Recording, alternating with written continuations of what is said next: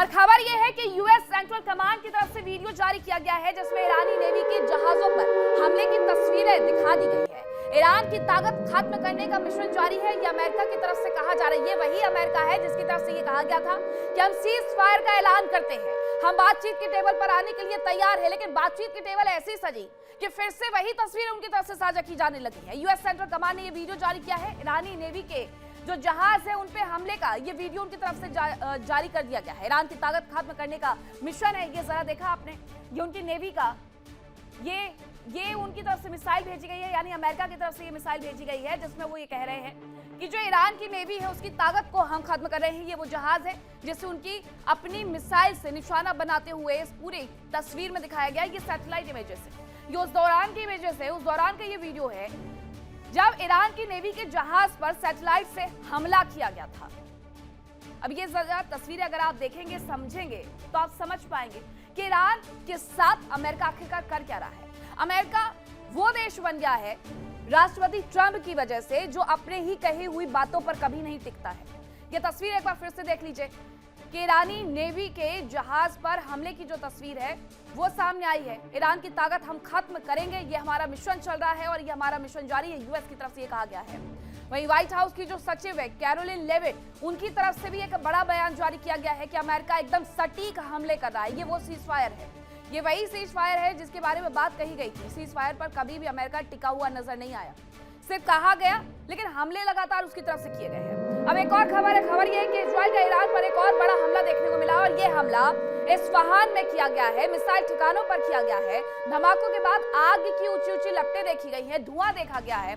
Missile site के आसपास भी विस्फोट हुआ है। जरा ये तस्वीर आपको दिखा दें, यहां से लेकर के यहां तक, जहां तक आपकी नजर जाएगी आपको सिर्फ और सिर्फ इस विस्फोट की वजह से आई हुई तबाही नजर आएगी। ये पूरा इलाका आग की जद में है, यहाँ उठता हुआ आपको धुएं का गुबार नजर आ जाएगा। तो ये स्थिति बनी हुई है, ये इस्फहान का हाल कर दिया गया है। इजराइल की तरफ से ईरान पर जो हमला किया गया उसमें इस्फहान में मिसाइल ठिकानों पर अटैक किया गया। धमाकों के बाद आग की ये लपटें दिख रही हैं, धुएं का गुबार दिख रहा है। इस्फहान वही जगह है जहां पर परमाणु कार्यक्रम यानी परमाणु रिसर्च सेंटर बने हुए ताकि परमाणु कार्यक्रम को वो आगे बढ़ा सके। इस्फहान, फोर्दो, नतांज ये वो जगह है जहां पर परमाणु हथियारों के विकास के लिए रिसर्च किया जाता है। परमाणु हथियारों को बनाने के लिए परमाणु वैज्ञानिक वहां पर बैठते हैं और बार बार इन्हीं जगहों को निशाना बनाया जाता है ताकि परमाणु हथियार कभी भी ईरान की तरफ से विकसित किए ना जा सके। आपको याद होगा कि 2025 में जब 12 दिन का युद्ध चला था तब भी फोर्दो, नतांज और इस्फहान को लेकर के ही बड़े बड़े दावे अमेरिका की तरफ से, इजराइल की तरफ से किए गए थे कि हमने वहां पर सब कुछ तबाह कर दिया है और अब वो कभी भी उस जगह को बना नहीं पाएंगे। हालांकि कुछ दिनों बाद ईरान ने वो तस्वीरें दिखाई कि बहुत ज्यादा नुकसान नहीं हुआ है, बाहरी दीवारों को नुकसान पहुंचा है और अब हम उन्हें भी ठीक करते हुए नजर आ रहे हैं। और यहां से फिर से एक बार जो अमेरिका और इजराइल की आंखें हैं वो ईरान की तरफ टिक गई कि अगर इस्फहान में, फोर्दो में, नतांज में कुछ हुआ ही नहीं है तो अब आगे बढ़ना होगा और हमला करना होगा। और उसी हमले की वजह से इस्फहान में ये एक बार फिर से बड़ा हमला कर दिया गया है। अमेरिका और इजराइल अपने टारगेट को हासिल करने की कोशिशों में लगातार लगे हुए हैं।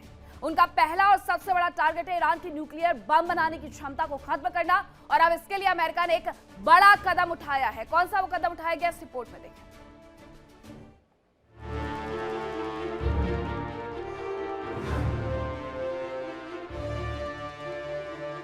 अमेरिका और इजराइल ने ईरान पर हमला किया।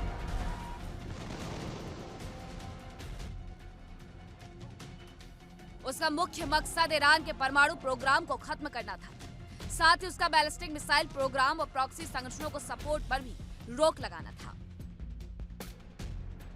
लेकिन अमेरिका और इजराइल अपने एक भी मकसद में सफल होता नहीं दिख रहा है। अमेरिका ने ईरान में हुए प्रदर्शनों के दौरान प्रदर्शनकारियों का समर्थन किया। उसे उम्मीद थी कि युद्ध के दौरान प्रदर्शनकारी ईरान की सरकार का विरोध करते हुए तख्ता पलट करवा देंगे।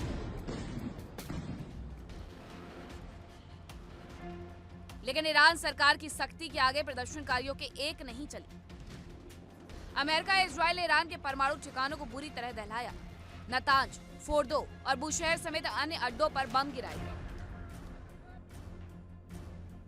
लेकिन ईरान का करीब 60% तक संवर्धित 440 किलो यूरेनियम अब तक हासिल नहीं कर पाए।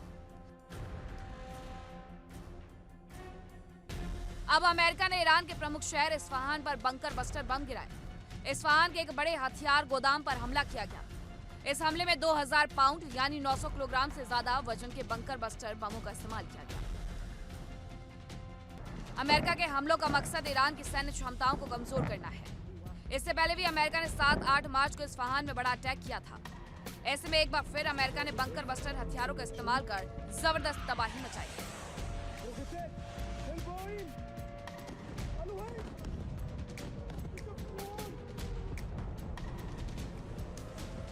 अमेरिकी रक्षा अधिकारियों के मुताबिक इस्फहान के हथियार डिपो को पूरी तरह नष्ट करने के लिए विशेष रूप से डिजाइन किए गए बंकर बस्टर बमों का इस्तेमाल किया गया। ये बम जमीन के नीचे बने कंक्रीट के ढांचों को भेदने की क्षमता रखते हैं।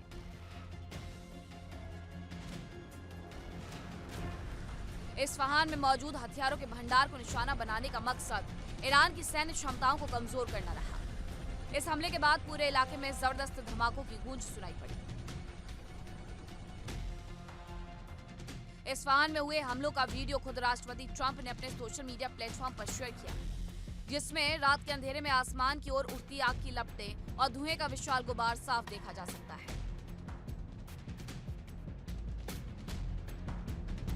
आशंका है कि इस घटना से मिडिल ईस्ट में चल रही जंग की आग और भड़क सकती है।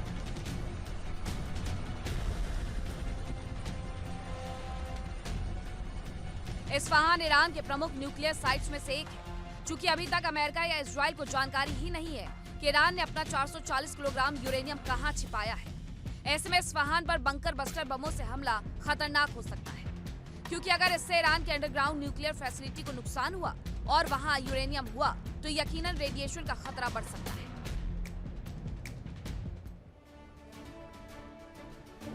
तो अमेरिका ने इस्फहान में बंकर बस्टर बमों का इस्तेमाल किया है। अब आइए आपको बताते हैं कि बंकर बस्टर बम आखिरकार होते क्या है। ये बंकर्स को नष्ट करने के लिए बेहद शक्तिशाली और खास हथियार होते हैं जो जमीन के नीचे बनी इमारतों और अंडरग्राउंड ठिकानों को भेदने में सक्षम होते हैं। ये 200 फीट नीचे तक जाकर के किसी भी जगह को भेद सकते हैं, किसी भी बंकर को भेद सकते हैं, इसीलिए ये बंकर बस्टर बम कहलाते हैं। बंकर बस्टर श्रेणी के ताकतवर हथियारों में से एक है मैसिव ऑर्डिनेंस पेनिट्रेटर, जिसे एमओपी भी कहा जाता है। ये बोइंग कंपनी बनाती है और करीब 30,000 पाउंड का एमओपी बम अमेरिकी सेना का सबसे बड़ा गैर परमाणु हथियार है। B-2 बम्बर के माध्यम से इसे गिराया जाता है। बंकर बस्टर बम सुपरसोनिक रफ्तार से जमीन से ये टकराता है और जमीन के नीचे 200 फुट की गहराई तक तबाही फैलाने की क्षमता इसकी होती है। 60 फुट की कंक्रीट वॉल को तोड़ने की क्षमता भी इसकी होती है, इसीलिए ये अपने आप में बेहद शक्तिशाली कहा जाता है। इस्फहान में इसी का इस्तेमाल किया गया है, लेकिन इस्फहान आखिरकार खास क्यों है? अमेरिका ने इस्फहान पर बंकर बस्टर बमों का इस्तेमाल तो कर लिया, अब उसकी खासियत क्या है, वो अहमियत क्या है, वो आपको बता देते हैं।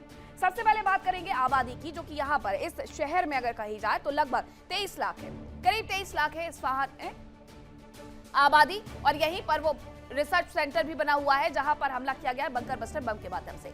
ईरान का ये प्रमुख बद्र सैन्य अड्डा भी इसी जगह पर मौजूद है।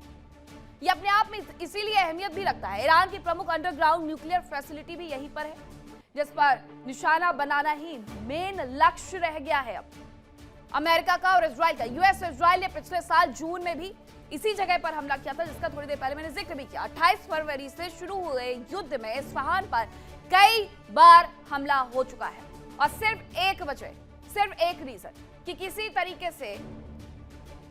तरीके से इनरिच्ड यूरेनियम को खत्म किया जा सके। लेकिन अगर ऐसा हुआ, इनरिच्ड यूरेनियम को निशाना बनाया गया, तो तबाही जो आएगी वो अमेरिका और इजराइल बहुत अच्छे से जानते हैं। बावजूद इसके बंकर बस्टर बम से उसे ध्वस्त करने का इरादा ये रखते हैं। अब खबर यह है कि ईरान की कमांडर अली रेजा का जनाजा निकल रहा है। नेवल कमांडर अली रेजा के जनाजे में भारी भीड़ जुटी हुई है। ये बता दिया गया था पहले अमेरिका और इजराइल की तरफ से कि ईरान के कमांडर अली रेजा मारे जा चुके हैं। उसके बाद ईरान की तरफ से यह स्वीकार किया गया था। जो अली रेजा का जनाजा है उसमें भारी भीड़ है। बंदर अब्बास पोर्ट पर हमलों में मारे गए थे अली रेजा। IRGC के नेवी के कमांडर थे एडमिरल अली रेजा अंसारी। ये उनकी तस्वीर है, ये उनका जनाजा है जो यहाँ पर निकल रहा है। और यहाँ न केवल IRGC के सैनिक मौजूद है, बल्कि एक बड़ी संख्या में वहां पर लोग भी पहुंचे हुए हैं उन्हें अंतिम दर्शन देखने के लिए। उन्हें अंतिम, ये जो आप तस्वीरें देख रहे हैं ये उनकी जनाजे की तस्वीर है। अंतिम यात्रा में वहां पर भीड़ उमड़ी हुई है। IRGC भी मौजूद है इस दौरान। इजराइल का जो प्रहार था, अमेरिका का जो प्रहार था, उसमें उन्हें अपनी जान गंवानी पड़ी है। IRGC के नेवी के कमांडर थे एडमिरल अली रेजा तंगसीरी, जिनके बारे में इजराइल की तरफ से पहले ही कह दिया गया था कि हमने उन्हें मार गिराया है। हालांकि कुछ देर बाद ईरान की तरफ से ये बयान जारी किया गया कि IRGC के नेवी के कमांडर नहीं रहे। अब जो जनाजा निकाला जा रहा है उसमें बड़ी संख्या में लोग तो उमड़े हैं, जन सैलाब तो उमड़ा है, लेकिन इसी के साथ एक और कमांडर का मारा जाना, IRGC आखिरकार इस क्षति की पूर्ति कैसे करते हुए नजर आएगी, ये भी देखना होगा कि अब IRGC के नेवी के कमांडर कौन होंगे। एडमिरल अली रेजा तंगसीरी तो नहीं रहे, तो उनकी जगह किसे बैठाया जाएगा, क्योंकि जिसे भी बैठाया जाएगा, जैसे 2025 में ये तय किया गया था इजराइल और अमेरिका की तरफ से कि टॉप लीडरशिप में जो जो बैठेगा हम उसे मारेंगे, और वही वो इस बार भी कर रहे हैं। कुछ नया लेकर के नहीं आए हैं, रणनीति वही 2025 वाली है, लेकिन डर इसी वजह से भी बहुत सारे लोगों में है कि अगर नेवी के कमांडर को मार गिराया गया है और उनकी जगह कोई बैठेगा तो उसका हश्र भी वही होगा। देखिए इंडिया डेली 24/7 अब आपकी स्मार्ट टीवी पर। इंडिया डेली मौजूद है सभी डिजिटल प्लेटफॉर्म पर लाइव और लगातार। इंडिया डेली 24/7 हर दिन राष्ट्र को समर्पित।